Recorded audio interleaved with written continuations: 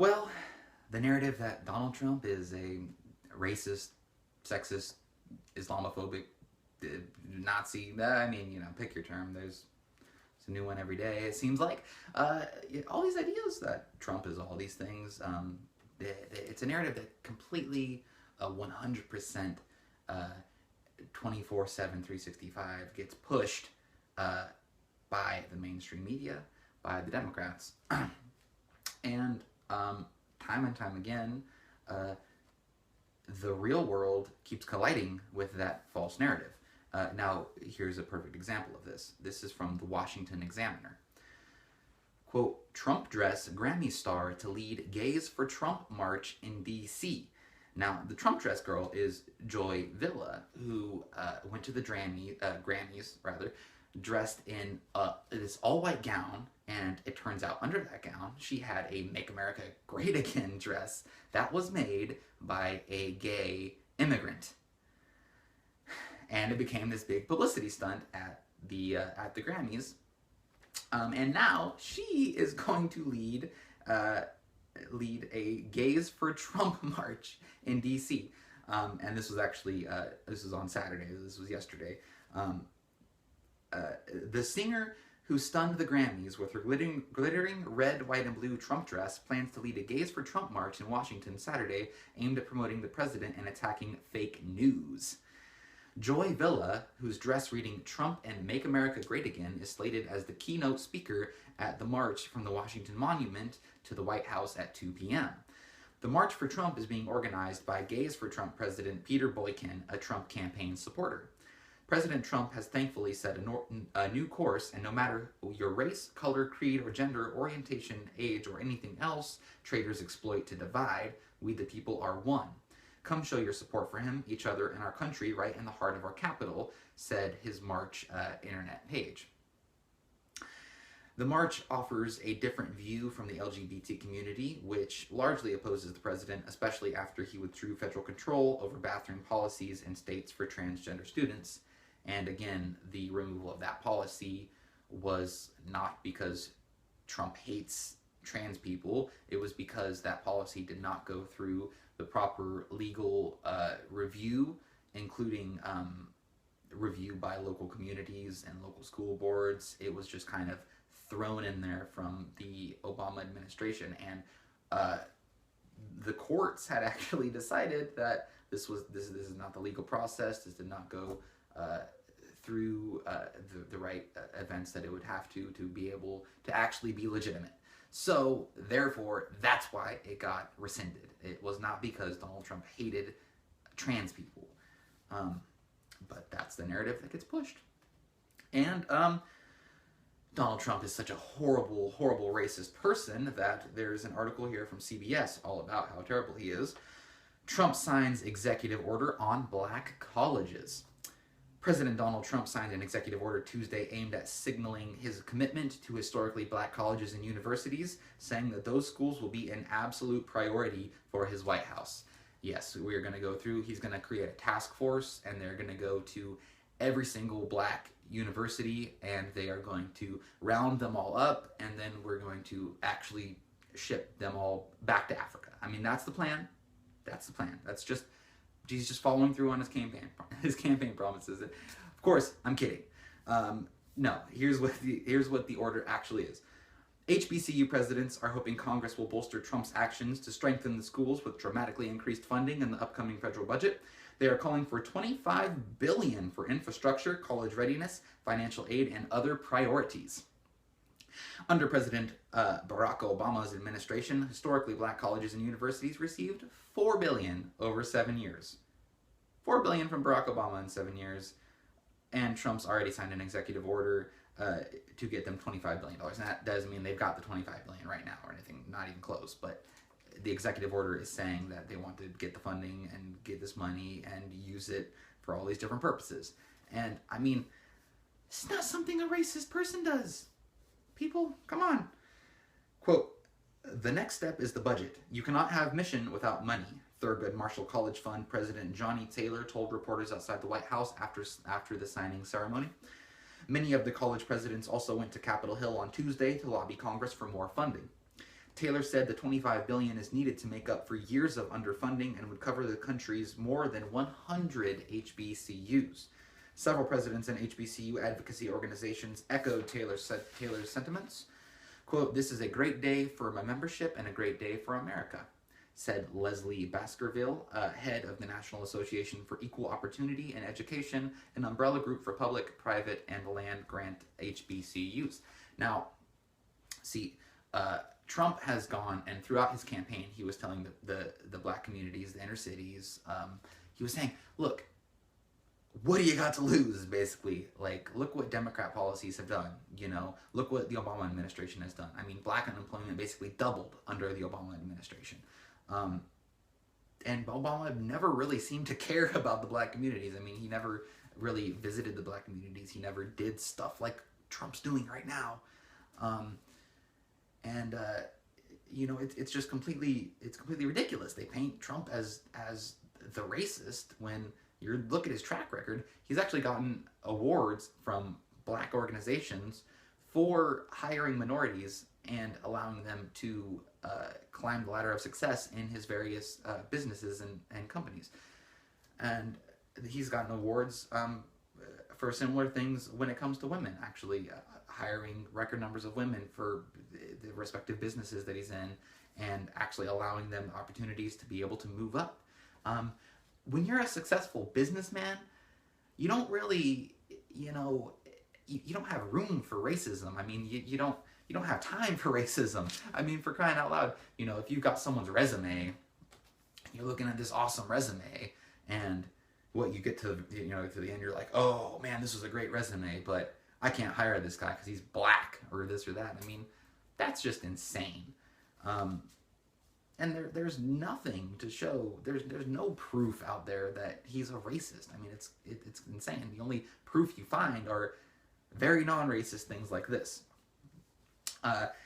And the Democrats, they will blow up anything, any little teeny situation, any little thing that Trump does that they think is horrible. I mean, the guy eats well done steak with ketchup, and it becomes like the news story of the day.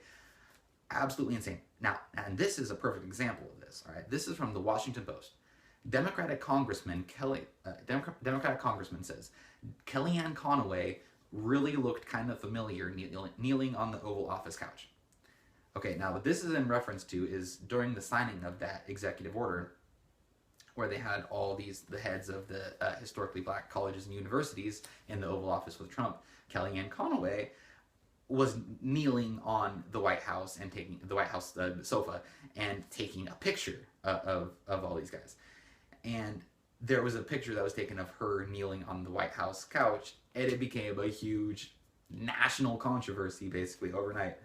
And it's absolutely crazy. This is an example of how, I mean, you had people in the media, Democrats, all in one resounding voice just absolutely condemning this as completely disrespectful and just a sign of the lack of disrespect in the Trump administration as a whole.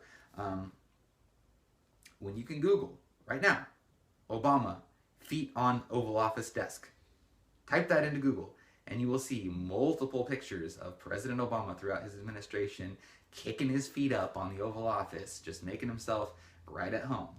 Okay, so there was no outrage. Not a word, not a peep, not from any of these people, not a peep. And it's just a clear sign of the hypocrisy. Now the article goes on here. On the list of things not to say about any woman, let alone one of the most powerful women in Washington right now, well, this tops it. At Wednesday's annual Washington Press Club Foundation Congressional Dinner, a fundraiser for journalism scholarship and a lighthearted gathering of Washington's media and congressional elite, Representative Cedric Richmond, Democrat Louisiana, made a cringeworthy joke about that now famous photo of Kellyanne Conway kneeling on the Oval Office sofa. Here's what he said.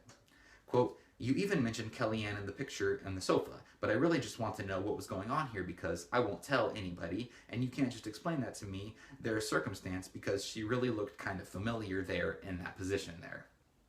But don't answer, and I don't want you to refer back to the 90s. Just a few minutes earlier, Republican Senator Tim Scott said, "Has anyone seen the controversy around Kellyanne Conway and the couch in the Oval Office? Come on, people. You remember the 90s. That couch has seen a whole lot of worse things. Come on now." That's actually pretty funny, because that's a reference to, if you don't know, Bill Clinton and his famous sexual exploits in the Oval Office. Yes, he much worse has happened in that Oval Office than Kellyanne Conway kneeling on the couch, for crying out loud. And that was actually a pretty funny joke. But this Democratic congressman after that then makes this inappropriate joke, really, saying that she looked familiar on her knees. And hey, you can think that's funny. That's fine. I mean, I don't really think it's funny. I don't think it's something that people need to really get all worked up about. But the thing is, the Democrats and the left, the liberals, they're the ones who claim to be inclusive. They're the ones who claim to be for women. And then, you've got to make a comment like this, which is completely degrading to women. And it's supposed to be okay because it's Kellyanne Conway, because it's Trump's senior advisor. She just doesn't count. So it's a level of hypocrisy that needs to be pointed out, I feel like. And the article continues here. According to C-SPAN coverage of the event, the room cracked up at Scott's 90s joke, but neither Scott nor the rest of the room seemed amused by Richmond's familiar comment, which leapt over that fine line in comedy between guffaw and offensive. The truth is that most reasonable people who hear it would probably agree that it's downright offensive. Richmond's office issued a statement Thursday morning to the Post. "Since some people have interpreted my joke to mean something I didn't, I think it is important to clarify what I meant. Last night was a night of levity, where I grew up saying that someone is looking or acting familiar simply means they are behaving too comfortably." I think you were behaving a little too comfortably there. I think you were letting your true side show. Not very inclusive there, buddy. I decided to use that joke due to the larger social media backlash over her inappropriate posture, considering there were more than 60 HBCU presidents in the room. Conway explained to Fox Business that she was asked to take a photograph of the room as Trump met with leaders of the nation's historically black colleges and universities, and I was asked to take a certain angle, and I was doing exactly that, she told host Lou Dobbs. "I certainly meant no disrespect, and I didn't mean to have my feet on the couch." And what this illustrates is that Donald Trump can do something amazing for the black community, like sign an executive order to give $25 billion to historically black colleges and universities. What does the media get out of that? They get that Kellyanne Conway had her feet on the couch and that it needs to be a national controversy, without barely even talking about the executive order that he signed. So they jump on making a controversy out of a non-issue when, again, Obama put his feet up on the Oval Office desk multiple times throughout his administration, and they refuse to actually properly cover something important like signing an executive order to historically black colleges and universities. Absolute insanity. Absolutely ridiculous. And, I mean, that's the media for you right now. And, they are at war with Trump, and they don't, it doesn't matter what he does. It doesn't matter how much he reaches across the aisle, how much he tries to reach out to the other side and to actually have a bipartisan effort towards helping the American people. They don't want none of that. No, they put their own partisan politics and radical ideology in front of all of that. And it's on full display right now. Now I'll move on to another article here. I noticed I actually didn't put the headline of where this article was from. My. It's a terrible mistake. But this will be the mystery article. So SpaceX's moon flight will be the first truly private ticket to space. Yesterday, Elon Musk announced a bold new SpaceX mission for 2018, flying 2 as yet unnamed passengers in a full orbit of the moon. This will be the first entirely private passenger jet that's ever been attempted without the benefit of a broader government support, an achievement with new possibilities and new dangers. People have paid for the privilege of reaching orbit before, 7 of them in fact. Musk's passengers will be going further, slingshotting around the moon, and they won't be tagging along on an existing mission either. Of course, Elon Musk didn't invent space tourism, and he isn't proposing anything that's beyond its current capabilities. Since 2001, a Virginia-based company called Space Adventures has offered multimillionaires the opportunity to hitch a ride on Russian flight to the space station, ferrying 7 people to the International Space Station over the course of 8 years. It's not clear whether Musk's proposed moon tour is beyond Space Adventures' capabilities. The company is currently advertising translunar trips, but no one has taken them up on it yet. But while Space Adventures looks like a private space tourism business, it's deeply dependent on Russia's Roscosmos space agency, which entered into the 21st century with bold extra capacity and a desperate need for cash. All 8 Space Adventures flights were made aboard Russian Soyuz spacecraft, built and operated by Roscosmos, giving the agency immense influence over the shape of space tourism. Space Adventures might be in the space tourism business, but Roscosmos isn't, and Space Adventures could only sell what Roscosmos is willing to sell, which led to a fall-off in flights after 2009. Space Adventures could only start booking again in 2013 after Roscosmos added an extra Soyuz spacecraft to its yearly manifest. And I may have very well butchered the pronunciations of those. Sorry. Roscosmos might have a lucrative sideline in ferrying multimillionaires to the space station, but its primary objectives are still that of a government space agency. These objectives, conducting experiments, maintaining the space station, are what guides the group's decisions on what missions to run and what spacecraft to build. That's the logic that has guided crewed spacecraft since Gagarin, and Space Adventures flights haven't changed it. SpaceX is different, building its own rockets and planning its own missions, beholden to no larger agency or mission. Companies like Virgin Galactic and X-Core Aerospace have ventured in this direction, but they've never gone into suborbital flights, more of a high-altitude plane than a spacecraft. Outside of crewed missions, lots of fully private space companies have made a good business out of launching equipment and supplies into orbit, but human exploration is essentially uncharted territory for a private company, and for the time being, SpaceX will have to field to itself. You know, I'm all for private investment in technological innovation in space exploration. You know, I think it obviously needs to be monitored. We need to be, you know, careful about it. And when you look at someone like Elon Musk, you know, he's this you know, big tech guy. You know, he's the dude behind Tesla, all the driverless vehicles, and he's also behind SpaceX, and you know, he puts all this money into it, and he's a bit of an eccentric guy.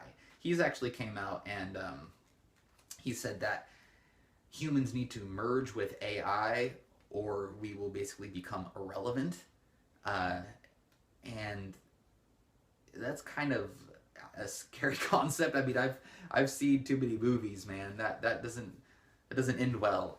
The whole merging with AI thing, or even just AI in general. You know, having it. I mean, just watch Terminator. You know, I mean, don't build Skynet, Elon Musk. Just don't do it. No, I mean, if anyone was Skynet, it'd probably be Google, honestly. But that's neither here nor there.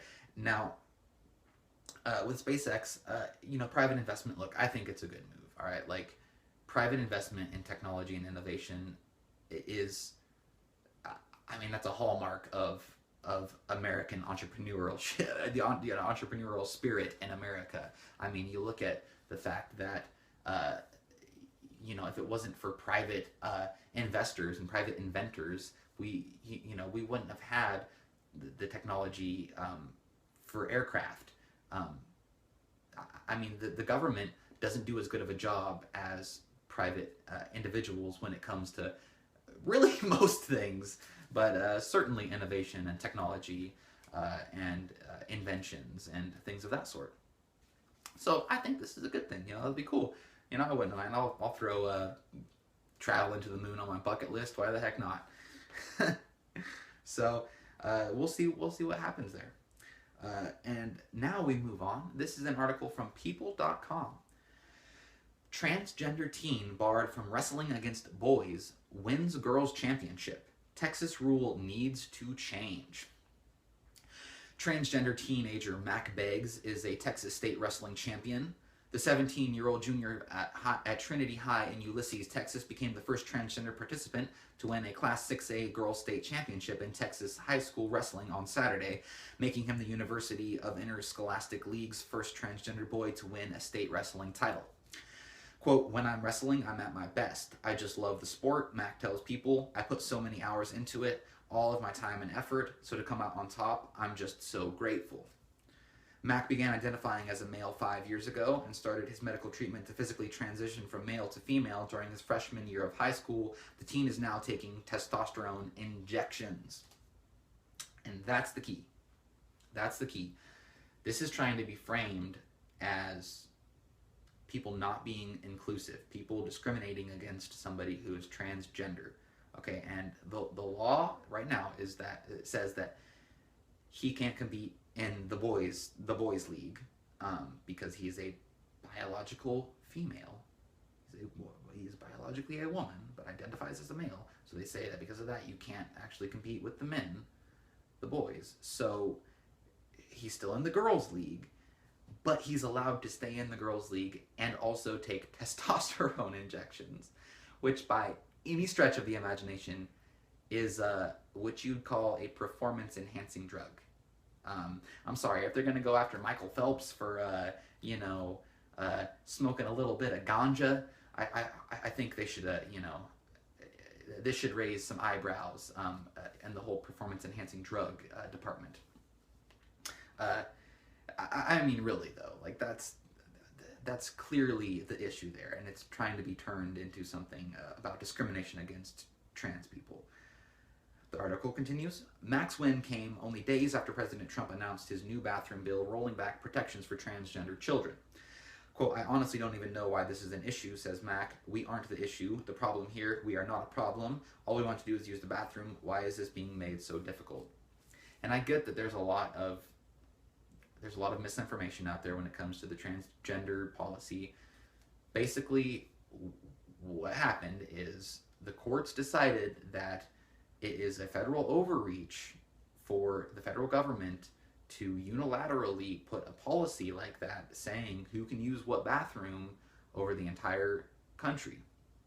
And that it didn't go through the proper legal review, including getting together with local communities and local school boards and all these other, different groups that would need to be consulted on an issue like that. There wasn't that. It was a federal overreach. It was a policy that was broadly implemented by the Obama administration, and it was found, like so many other things Obama has done, to be an overreach in his executive power, and that is why it was rescinded.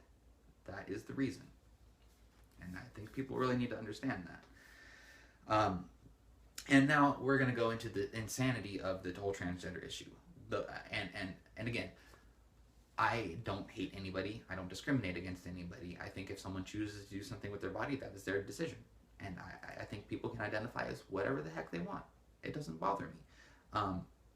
The bathroom issue is a separate issue because now you're talking about actually really kind of messing with the fabric of society, and you need to be really careful when you start doing that. And now we're going to get into this article here. So this is from the Washington Free Beacon. Chris Cuomo doubles down on controversial gender identity tweet. Now, Chris Cuomo is a CNN host, and he tweeted about a week ago in response to someone asking him what would he say to a 12-year-old girl who doesn't want to see a penis in the locker room. And he basically said, is that the issue, or is the issue the non-inclusive parents basically teaching their child to not be tolerant? So in Chris Cuomo's bizarro land world, if a 12-year-old girl doesn't want to see a male penis in the locker room, a man's genitalia in the locker room, that she's not being inclusive. I mean, that just flies in the face of common sense. I mean, it really does. It's insane. And here's the article. CNN host Chris Cuomo doubled down Monday on his controversial tweet from last week in which he said parents whose daughters do not want to see transgender boys' male genitalia in the locker should teach tolerance. Cuomo spoke with conservative commentator Ben Ferguson on CNN's New Day about a transgender wrestler in Texas, 17-year-old Mac Beggs, who was born female but identifies as a male and is now taking testosterone for over a year. The wrestler is still competing in the girls' division and won the Texas State Championship over the weekend. Wonder why. Ferguson argued that it was unfair to the other female wrestlers for Beggs to compete while taking testosterone, which is generally considered a performance-enhancing drug. It is illogical to somehow imply that this kid is a victim because he decided to do something and change something, and when you have to change the entire sport around it, Ferguson said. Quote, to say that we have to change the entire way sports is done because of one person and their decision to do something is unrealistic. Cuomo argued that Ferguson was wrong and even tweeted out a video of the exchange from his own Twitter account, writing that tradition is not a reliable measure for liberty. The issue is of acceptance, Cuomo said of the transgender community, echoing his tweet from the prior week. He then compared the debate over Beggs competing in the female division to the gender-neutral bathroom issue. People who are sharing your idea are using misinformation and mythology, Cuomo said to Ferguson. He then referenced his tweet from last week. Quote, the idea that you're going to have genitals waved in their face, my 12-year-old girl, my 12-year-old daughter is going to have genitals waved in her face, that's what you on the right say, Cuomo said. You realize that's an absurd notion, right? Now remember that. It's an absurd notion that these laws would be abused by people who, want to sexually exploit women. Remember that. 4 days earlier, Cuomo responded to a user on Twitter while defending a gender-neutral bathrooms. Cuomo deleted his tweet after receiving backlash. The CNN host was criticizing the Trump administration for rolling back former President Obama's protections that allowed transgender students to use bathrooms that match the gender they identify with. One Twitter user asked Cuomo, quote, what do you tell a 12-year-old girl who doesn't want to see a penis in the locker room? Quote, I wonder if she is the problem or her overprotective and intolerant dad. Teach tolerance, Cuomo responded. So again, in Cuomo's twisted world, it's intolerant to not want a 12-year-old girl to see a man's genitalia in a bathroom or a locker room. And he, in his bizarro land world, these laws saying that a man who just identifies as a woman, says he identifies as a woman, just today I could say I identify as a woman and walk into the woman's restroom. He says that doesn't cause any issues. That can't cause any problems at all. That won't be abused by mentally disturbed people, with sexual perversions. No, of course not. Well, how could something like that ever possibly happen? Well, in an article from The Daily Wire, leftists say there are no examples of men exploiting trans laws to harm women. Here are 9. And I'm just going to go through and read the headlines on all these different instances. If you want to go check out the article yourself, I encourage you to do so. It goes into more detail on all these incidents, but know this, these all happened, and things like this continue to happen. 1. Citing transgender law, a man from Seattle claimed he was a transgender woman to gain access to a woman's locker room at a public recreational center where little girls were changing for swim practice. 2. A sexual predator from Toronto claimed to be a transgender woman named Jessica in order to gain access to a woman's shelter and their shower facilities. He was arrested and sentenced to jail for sexually assaulting several of the women in the shelter. 3. A Chicago man entered a woman's restroom, choking an 8-year-old girl until she passed out. 4. A man dressed as a man and rocking a 5 o'clock shadow strolled into a Ross department store woman's fitting room because he was representing himself as a woman today, making at least one female customer uncomfortable enough to leave the store. 5. A man from Idaho claiming to be a transgender woman was allowed access to a Target fitting room where he then took photos and videos of naked women, at least one of whom was a teenager. 6. A murderous man claiming to be a transgender woman was granted access to a woman's prison. He then had sex with female inmates and was removed for inappropriate behavior. 7. A Los Angeles man dressed in drag entered a Macy's department store bathroom and videotaped women under the bathroom stalls. 8.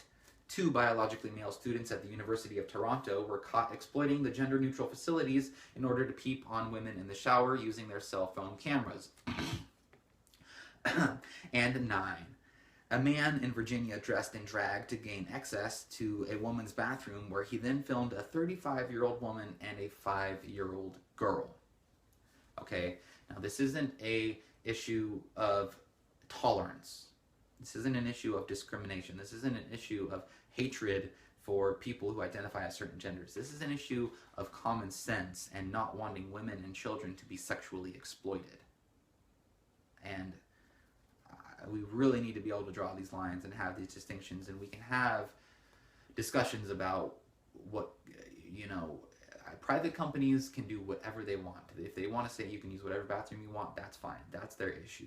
When you're talking about orders from the government saying that it's a mandate to do these things, that's a problem. That's an issue. And if anything, it needs to be left to the state level, in my view, which is exactly what Trump's view on it was, and people really misrepresented that. And look, we really just need to come together and have honest, open discussions about these policies, about what direction we want to go. And it's fine to have those conversations, but for people on the left to just instantly slam anybody who questions these policies, who questions the transgender agenda as intolerant, when they claim that we're completely just being intolerant for having these views, that's not going to allow us to have an open dialogue and a real discussion and really get anywhere on this issue. Because the fact is that the trans community has some serious problems. Okay, they've got like a 40% suicide rate, and in my view, it's not my view. It's gender dysphoria. That's the commonly accepted thing. Is that it's gender dysphoria, which when you really look into that, it's basically depression. Okay, and what it is it's people with gender dysphoria. They have this mental issue that makes them really feel like they're one gender or the other gender, and it is the mental issue, the gender dysphoria, the depression that they're going through, that is the problem. And it turns out that when you have these surgeries, and you completely convert to the other sex, the suicide rate doesn't drop. It doesn't go down. Okay, and then people say, oh well, it's just because they're being discriminated against, they're being hated on. Well, there are lots of studies that show that people who get discriminated against, supposedly, actually, it has the opposite effect. When you look at the black community, for example, okay, the average suicide rate in the United States is like 4%. 4%. It's like 40 for the transgender community, and they say it's because they're so discriminated against. Okay. Well, then you look at the black community, which is, Black Lives Matter, all this other stuff. The black community is supposed to be completely discriminated against. There's cops hunting black people down in the streets and just shooting them, right? So you'd think their suicide rate would be quite a bit higher. Well, no, it's actually less than the average suicide rate. So when you actually look at the facts and the statistics, it points to us having these transgender policies and encouraging people to get these surgeries. It actually might be causing more of a problem, not only for the people it's claiming to help, but for society as a whole. And we really need to be careful of the direction that we go in this. So that's my little tirade on that. Now, moving on. No, not moving on. This is the last little bit of my little tirade here. So, this is an article from Breitbart, and this just goes to show, this is a glimpse, a flashpoint into what Americans on average think about the transgender bathroom issue. Breitbart: Target retailer hits $15 billion loss since pro-transgender announcement. Target's stock value is down now by 30% since it sparked consumer boycott by embracing the transgender political agenda. That 30% drop has slashed investors' wealth by roughly $15 billion. On Tuesday, the stock fell to $58.78, down from its April 19th high of $83.98. In contrast, Walmart stock is up 3% since April, and Kohl's is down less than 1%. Company officials indirectly acknowledged the consumer boycott. One-fourth quarter results reflect the impact of rapidly changing consumer behavior, which drove strongly digital growth but unexpected softness in our stores, Target CEO Brian Cornell said in a company statement. The company also admitted it would likely continue to experience losses through the year. And what happened is Target, they said that because they wanted to be inclusive, that you can use, if you identify as a woman, you can use a woman's bathroom. If you identify as a man, you can use a man's bathroom. And they decided to go forward with that policy. And like I said, I'm fine with that. If a private company wants to do that, they can do that. But then the free market is going to respond. And this was the response the free market had, a $15 billion loss in their stocks to their investors. So you can do this all you want, but at what cost? At what cost? I mean, you're clearly not doing something that,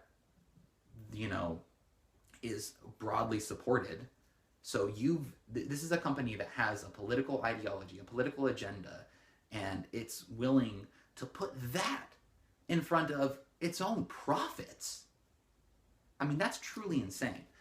Now, it goes on here. Leaders at the American Family Association highlighted the company's worsening situation. The American Family Association has called for a boycott of Target since last April after the chain publicized the fact that it would allow men to use the women's restroom and fitting rooms in their stores, said a statement from Tom Wildman, president of the AFA. He continued, "This policy is unacceptable for families, and the dangerous and misguided policy continues to put women and children in harm's way. Men don't belong in the same bathrooms as our wives and daughters." Target shares are the lowest level since 2014.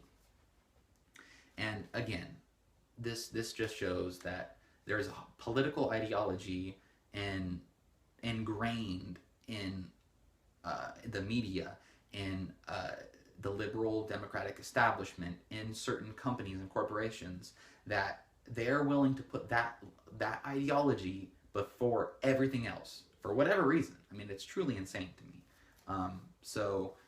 I think we're moving in the right direction on these issues, and really, again, we just need to have an open dialogue about this stuff and really be careful in the direction that we move, because again, you're talking about the fabric of society here. You got to be very careful about unraveling that.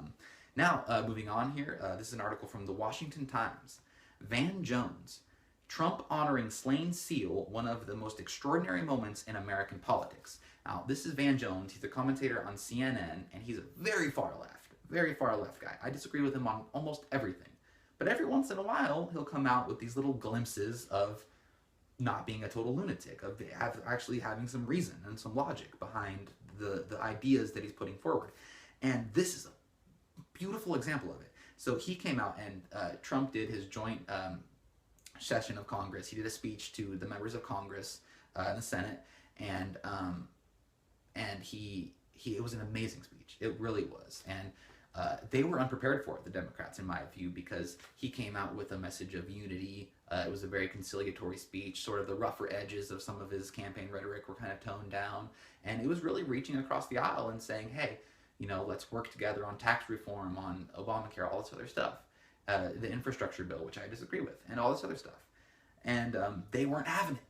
They just completely lost their minds about it. And then when someone like Van Jones, someone who's a dedicated person on the left, has served the left well, served the empire very well for a long time, even if someone like that comes out and says something milquetoast and common sense, like that Trump honoring the widow of a slain Navy SEAL is a good thing and an extraordinary moment in American politics, he comes out and he says that, and he gets absolutely vilified by the left, absolutely smashed by the left, because the left cannibalizes its own people. If you even so much as bring a toe out of the reservation, you will just absolutely get attacked for it. It doesn't matter who you are. And this article really illustrates that. CNN's Van Jones is catching flack from fellow liberals for praising President Trump's honoring of a slain Navy SEAL during Tuesday night's speech as one of the most extraordinary moments in American politics. Mr. Jones, a former advisor to President Obama, said Mr. Trump never looked more presidential than when he recognized the widow of fallen Navy SEAL William Ryan Owens during his first joint address to Congress. He became president of the United States in that moment, period, Mr. Jones said on CNN shortly after the president's speech concluded. Quote, there are a lot of people who have a lot of reason to be frustrated with him, to be fearful of him, to even be mad at him, he continued, but that was one of the most extraordinary moments you have seen in American politics, period. Mr. Jones said he appreciated the unifying message of Mr. Trump's speech, even though he disagreed with a lot of his policies. And that is exactly what I want to hear, and I think a lot of people want to hear. It doesn't matter what side of the aisle you're on. It doesn't matter if you're Democrat, Republican, liberal, conservative. It doesn't matter. You should be able to come together as Americans, right? And that was an amazing example of that. And then the left, the hard left, the media, the Democrats just absolutely took him to task for saying that was an amazing moment that unified our country. Incredible. Now, from AOL News, this continues along this narrative here. Taya Kyle slams filmmaker Michael Moore for criticizing Trump's tribute to fallen Navy SEAL. Oh yes, if you didn't think Michael Moore could stoop any lower, he managed to, he broke through the bottom. During his Tuesday night address to a joint session of Congress, President Trump paid tribute to a fallen Navy SEAL, William Ryan Owens. Owens' widow, Karen, who was at the audience in the time, struggled to hold back tears as those gathered gave her a standing ovation. Not long after, Michael Moore, in a televised discussion with Chris Matthews of MSNBC, criticized the move. On Thursday, Taya Kyle, widow of famed Navy SEAL Chris Kyle, slammed Moore's remarks on Fox and Friends for suggesting Owens' widow was used by Trump. Kyle noted, quote, "It makes me sick to my stomach. It makes me angry because Moore is saying two things when he says that to me. That she's a fool and doesn't know she's being used, and that is ridiculous. It couldn't be further from the truth. It's also saying this wasn't warranted." Moore has asserted that President used Karen as a sort of FU to the people who are criticizing him for this. And this poor woman, this widow who has lost her husband, she is in desperate grief right now. Responding to Moore's comments about Karen being a poor woman, Kyle said, Karen, is strong. She is anything but a poor woman or a poor widow. She lived a life where she had to be strong, and this is another step in her journey of being stronger than she wants to be. And Michael Moore, in my view, is just a disgusting, un-American piece of filth, honestly. I mean, I gotta be honest. I despise the guy. And to hear him come out and say stuff like that, this is the twisted view of people like Michael Moore. There is no... In their world, nothing Trump does can be good, period. And that's just absolutely horrible for him to come out and say something like that. And then it gets even worse. So this is another article here. Ex-Clinton volunteer slammed, loses job after swipe at widow of fallen SEAL. A former Hillary Clinton volunteer, of course, drew swift condemnation and lost his job after mocking the widow of a fallen Navy SEAL who was honored by the president during his congressional address Tuesday night. Dan Grillo, who said in his Twitter profile that he was a former volunteer for both Hillary Clinton and President Barack Obama, made the remarks after Trump paid tribute to Karen Owens. She is the widow of U.S. Navy SEAL Ryan Owens, who was killed in a counterterrorism raid last month. Quote, "Our veterans have delivered for this nation, and now we must deliver for them," Trump said, eliciting an extended standing ovation from the entire chamber for a visibly emotional Owens. Ryan died as he lived, a warrior and a hero battling against terrorism and securing our nation, Trump said. While widely regarded as the most powerful moment of the night, Grillo was not impressed. Responding overwhelmed, Grillo tweeted, "Sorry, Owens' wife, you're not helping you or your husband's memory by standing there and clapping like an idiot. Trump just used you." Disgusting. The tweet quickly zipped around social media as commentators on both sides of the aisle were outraged by the swipe. Donald Trump Jr. called the tweet an example of hatred from the other side. Grillo followed up, apologizing for what he called a poorly worded tweet. Grillo's account soon went private, but was then deleted entirely, but the tweets were saved on and archived by other Twitter users.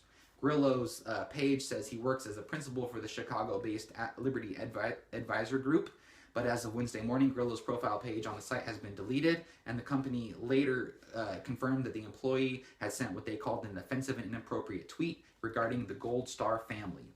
In a statement, the company said that while the message was from his personal account, his comments were inconsistent with the company's values. Regardless of whether the comments in the tweet were intended to cause the hurt and anger that they ultimately generated, they were unacceptable to us, and the individual who issued the tweet is no longer affiliated with Liberty, the statement said. Good. That's exactly what needs to happen. You shouldn't be able to make some kind of absolutely deplorable, and you want to talk about deplorable, that's a deplorable right there. That's a horrible comment to make. You don't have to agree with the military. You don't have to agree with the wars. Lord knows I don't. I hate most of the wars that we're in. Most of the engagements overseas militarily that we're in, I think, are completely illegitimate and are all for the wrong reasons.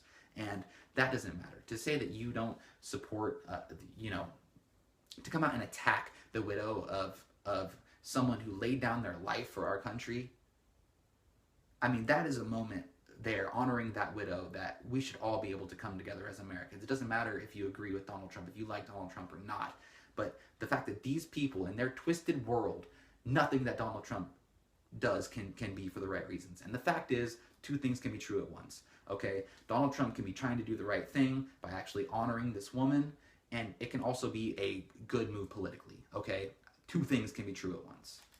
And this really gets me fired up. I mean, I can't stand that kind of stuff. So, on a little bit of a lighter note, I'm going to end here. The response to the joint address to Congress was done by a certain Democrat, and it was an epically hilarious response. So this is from the New York Post, sorry. Democrat calls himself a Republican in response to Trump's speech. The Democrat giving the response to President Trump's congressional address Tuesday seemed to have forgotten what party he was representing when he inexplicably called himself a Republican during his address. Quote, "I'm a proud Democrat, but first and foremost, I'm a proud Republican and a Democrat and mostly American," former Kentucky Governor Steve Beshear said in a telecast from his diner at his home state, sitting next to a bunch of cardboard cutouts looking like the frickin' Crypt Keeper. It was not clear why Beshear called himself a proud Republican, but the small group of supporters surrounding him did not seem to balk as he flip-flopped affiliations. Beshear served 2 terms as Kentucky governor and 1 as lieutenant governor, in addition to 4 years as the state's attorney general and 6 in its legislature, all as a Democrat. So, I mean, the Trump train has hit these people so hard, they don't even know what party they're in anymore. Nancy Pelosi thinks it's still, back in the 2000s and she's battling President Bush. Maxine Waters thinks that President Trump and Vladimir Putin invaded Korea. I mean, these people are nuts. They've gone insane. They've lost it. They've jumped the shark. And they're absolutely self-immolating and destroying themselves. They're putting their own partisan hackery and hardcore radical leftist ideology in front of actually coming together in a bipartisan way to help the American people. It's absolutely disgusting, and I think the American people are really starting to catch on to it, and